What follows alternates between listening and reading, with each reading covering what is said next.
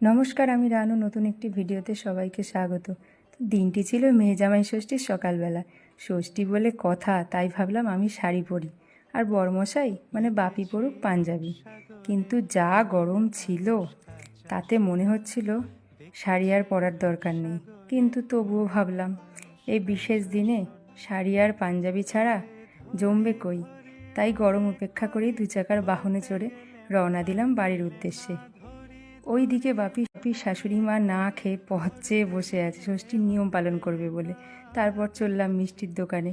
বাপির শাশুড়ি মা শ্বশুরমশাইয়ের পছন্দের মিষ্টি নিয়ে দিলাম অনেক দূরে পাড়ি। মাত্র 15-20 মিনিটের রাস্তা ভারী। রাস্তা যেতে যেতে বাপিকে বলছিলাম, ঠিক 1 বছর আগে এই দিনেই তো টাকার ব্যাগ পকেট থেকে পড়ে রাস্তায় পড়ে গিয়েছিল, কিন্তু একজন টিন লোহা ভাঙা কেনেন একজন ফেরিওয়ালা দাদা সেই ব্যাগটি পেয়ে ফেরত দিয়েছিলেন। আজও তার কথা আমাদের মনে পড়ে।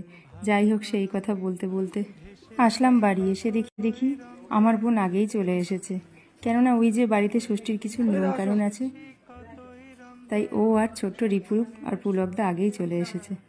তো সকাল সকাল দেখি মা ঠাকুরের পুজো দিয়ে সব কিছু গুছিয়ে রেখেছে, আর বাবা গেছে দোকানে। যেহেতু শুক্লা ষষ্ঠী, যাকে আমরা জামাই ষষ্ঠী বলি, তার কিছু নিয়মকানুন আমাদের বাড়িতে পালন করা হয়। তো আমি, বোন আর মার পাশের বাড়ি এক দিদির মেয়ে বায়না ধরেছে ও আমাদের সাথে যাবে, তাই সবাই মিলে চললাম। খুব বেশি দূরে নয়, একদম পাশেই। তো যেতে যেতে